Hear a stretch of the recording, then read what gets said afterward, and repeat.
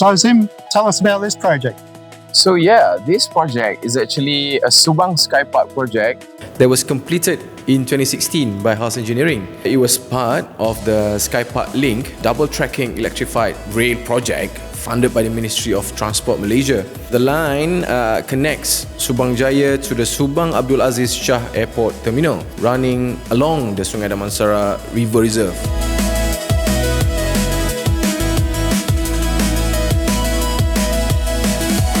Because of its location near to the river, the area needed to be reinforced and upgraded to ensure long-term stability. So instead of using conventional concrete retaining walls, the project took a more sustainable approach, and with the support of the Department of Irrigation and Drainage, or JPS, a soft rock system was introduced. This system used non-woven geotextile sand containers combined with geogrids to create a strong and flexible retaining structure.